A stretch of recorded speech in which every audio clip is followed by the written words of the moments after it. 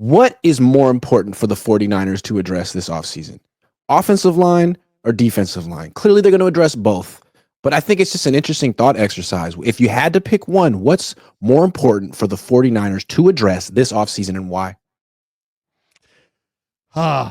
This is really tough because I know the 49ers, when they took over the team in 2017, they're like, we need a big, dominant defensive line.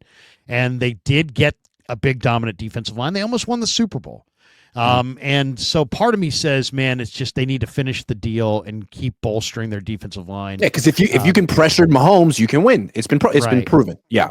But I've said this a bunch in the last couple of weeks, and I've got to stay with it because I really believe it. The 49ers are not going to win jack if they don't change out their fullback and their center and get another back and stop leaning on juice. They're the only team that I can think of in pro football that has a Pro Bowl fullback, and they can't run in short yardage or on the goal line. They have a Pro Bowl fullback, but they can't get a yard when they need it. So what's the good of juice? I think you need to move off of juice. Thanks for the jackets. Thanks for the memories, but it's time for juice to go. Yeah. And Brendel needs to go too. And they have to go get themselves another back outside of CMC who's got great power in his legs, great contact balance, and can run inside. The Niners, Kyle Shanahan stopped even trying to run inside the 5. And I'll say this, I don't care. You could get Myles Garrett. You could get Reggie White. You could get Aaron Donald. You could get anybody you want on your defensive line. You could have the greatest defensive line of all time. If the Niners if they get inside the 5-yard line on offense and they can't run it in, they're never going to win the Super Bowl because Buffalo can and Philly can and Kansas City can and all these other teams that you're competing against, they all can run the ball inside the 5. And you have to be able to punch it in. You're not going to be, the real estate's too condensed.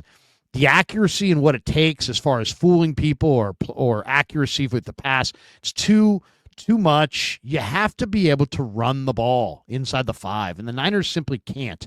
So Brendel, to me, has been a major problem. Juszczyk is not worth the money they're paying him, and they have to move off those guys. And they got to get real about why they're not scoring touchdowns in the red zone by running the ball. They can't run the ball, and if they don't improve it, they're not going to win. I think it's got to be the offensive line too. Even though, I mean, you look at Philly's defensive line, and like, man, if you had that, you could beat anyone. But look at Kansas City. Their defensive line is great too. They have Chris Jones, who's probably better than Jalen Carter, and they have George Karlaftis and Charles. I mean, they have a great defensive line.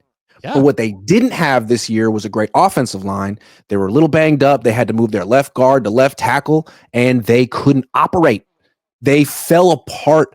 So to me, it seems like if you don't have a good offensive line, which the Niners don't have, if you don't have a good offensive line at every spot, you're going to get destroyed by the Eagles when you inevitably face them. Destroyed. So if you really take yourself seriously as a contender in the NFC, I think the Niners, the number one priority is their offensive line. Number 2 is defensive line. I mean, when we say priority, I don't think people should confuse this with meaning like they have to take the 11th pick. Has to be no, that's not it. We're not saying that. We're not saying that because that's I'm saying like all improving about the offensive line would do more for the team than improving the defensive line. I guess that's what I'm saying. Well, I mean, here's the other thing too. It's like their offensive line is I mean, I don't know. They have Pooney. I mean, they have Trent, and then they have a hole at left guard, and then they got a hole at center, and then they got Pooney at right guard, and then they got a hole at right tackle. So I mean, I like McKivitz, but I'd like him as a center or as a 6th offensive lineman. Brendel, I mean, if I got to hear Chris Forster tell me that Brendel was a Pro Bowler, I'm going to lose my S. I mean, that was like 3 years ago, and he was an alternate, and he's been riding on that ever since. And it's like, you got to be kidding me. Chris loves him, and Kyle, everybody seems to love Brendel, but Pro Football Focus grades him out horribly, and they can't run or pass. And they get other teams get penetration up the gut. They can't run the ball in the middle of the field. I mean, so I'm not seeing the genius of Brendel. So I No, don't. and if we're talking about the genius of Howie Roseman, the one constant that he's had the last 10 years has been a killer offensive line. Why did they win the Super Bowl with Nick Foles? Because their offensive line was incredible. I mean, if the Niners are really going to invest in Brock Purdy and make him one of the highest paid players in the league and expect him to be healthy and consistently productive and efficient, then you got to give him the offensive line to match it. Otherwise, he's always going to have an excuse. He's always going to have a hurdle he has to overcome. All that pressure that he has to run away from. I mean, it only works for so long. I mean, I think Philly just gave you a template of how to win with a 6-foot quarterback that's not the best player in the game. You got to have a great back. You got to have a great line. You got to have some serious weapons, and you got to have a killer D. And if Philly checks every one of those boxes, and thus they've got the ring. And if the Niners check all those boxes, they'll get a ring too. I mean, I really think, we fascinate on the great quarterback, but it's a team game, and you just saw it yesterday. The best quarterback he had nothing because why? Because he's lost Nick Allegretti to Washington. His line's not as good. They couldn't run the ball. I mean, Pacheco this year is not Pacheco last year, and Kareem Hunt's old. And they were getting no explosives out of the I guess this comes down to a fundamental question, Larry. What is more important for a team? Protecting the quarterback or sacking the opposing quarterback? To me, it's protecting your quarterback. That comes first. Once you can do that, then absolutely put all your energy and resources into sacking the opposing quarterback. But I think the primary thing in football, the number one thing your team has to do is protect your quarterback. And the Niners are just mediocre at it. Yeah. Like the Niners, if the Niners had played against the Eagles in that game yesterday, it would have been worse for the Niners. Purdy would have gotten hit more than freaking Mahomes did because their offensive line is worse. Yeah, I mean, the 49ers offensive line, they've got a great left tackle, but he's older. Mm-hmm. And they're going to probably let Banks walk in free agency. And the center is a street free agent who's underwhelming. Right guard is good. You got a nice right guard, and right tackle you got kind of a replacement level right tackle. Yeah. So you need to come out of this draft with at least 3 offensive linemen. You need a big physical tackle, maybe 2, and you need 1 interior player that can either play guard or center or both, who can really, be a strength. They need to come away with a couple, at least 2 or 3 offensive linemen that are good players if they're going to turn this thing around. Agree. And again, this was Harbaugh's thing. He said it at the owners' meetings last year, but he said the offensive line literally makes every other position group better. It gives the quarterback more time to throw. It gives the wide receivers more time to get open. It gives the running backs bigger holes. It gives the defense more time to rest because the drives can be longer. I mean, I really feel strongly about it. And I know the Niners have had good defensive lines and it's a priority for them, but they've never, ever had a really good offensive line under Kyle Shanahan. I think it's their biggest oversight. And if they were to actually put one together, they win the Super Bowl. That's the missing piece. Well, and also, I mean, on a defensive line, your depth matters, right? Because your 2s and your 3s play, and they play in a rotation. But that also means that the 5 offensive linemen who don't play in a rotation, they play every snap, are more valuable. Players. They're out there. They got to be really good. Whereas on the D-line, you can rotate, you can platoon, you can simulate pressure, you can bring. I mean, there's so many things you can do to stop the run and create pressure on the quarterback. But how do you help your offensive lineman? Who's helping them? Not use check. Like, what do you do? Yeah. I mean, you can go quick game. You can throw screens all freaking day, but eventually it's going to be 3rd and 7. Eventually. And the thing about it too, the Niners have a fullback and they have a great blocking tight end. So they have already, and in the past, their backs have been some of the best blockers in football, and their receivers are some of the best blockers in football. So, I mean, it's like their lack of blocking in the offensive line is glaring because they've got all these other guys in the offense that help. I would say most Niner receivers block better than the average receiver in the NFL. Juwan Jennings blocks Brandon Ayuk blocks. I mean, these guys block. They block downfield, and they block, with some passion, some meaning.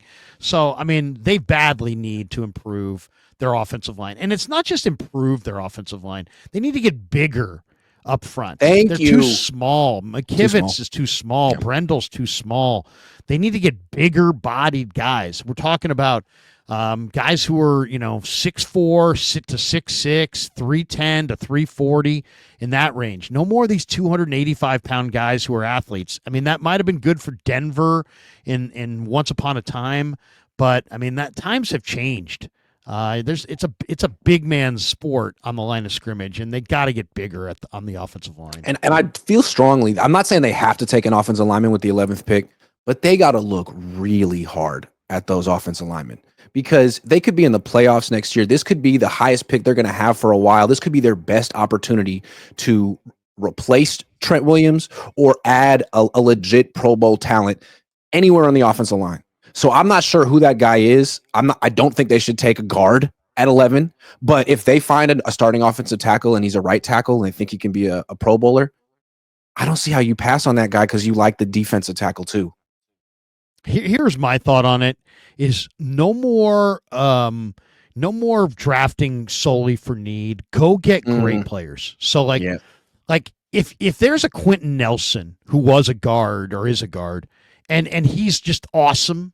Like, he's generational. Do it. There's this Alabama player, Tyler Booker, right? Now, I don't know where he's going to go. He's anywhere between. He's projecting the top 20 as a guard, which makes him pretty special. Right, and he is. I mean, he's 6'5", he's 330, he's a freaking road grader. Okay, if you fit right in with the Eagles. If you decide this guy is like, absolutely a difference maker, I'm okay with the guard, but it's got to be a great player. I mean, the one thing that Brad Holmes has done with the Lions is that they target great players because they target great college football players, and then they don't worry about value. So they'll take Jack Campbell, they'll draft Jahmyr Gibbs, and they'll get criticized for it. But guess what? They're getting a great running back. They're getting a great linebacker. As long as you keep drafting great players, you're going to be fine. I'd rather draft a tackle than a guard. Well, I was going to say, who's Balky's one of sneaky good picks as a Niners GM? Upati. Yeah. That was a good pick. 17th pick in the draft, first round for a guard who was dominant as a run blocker for about 3 or 4 years on those Harbaugh teams. He was a hell of a player. He is a really good player. He just got a coaching job too the other day. But I'll give you another sleeper pick that I thought Trent made was Jimmy Ward. I mean, Jimmy Ward was a safety.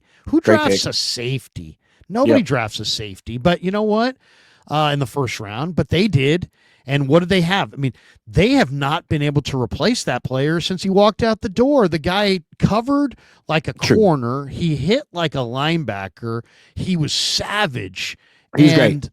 And they haven't replaced him. I mean, they've missed him to this minute because they took him away. Let's go back to the offensive line for a second. With Balky, that was his first draft as a general manager.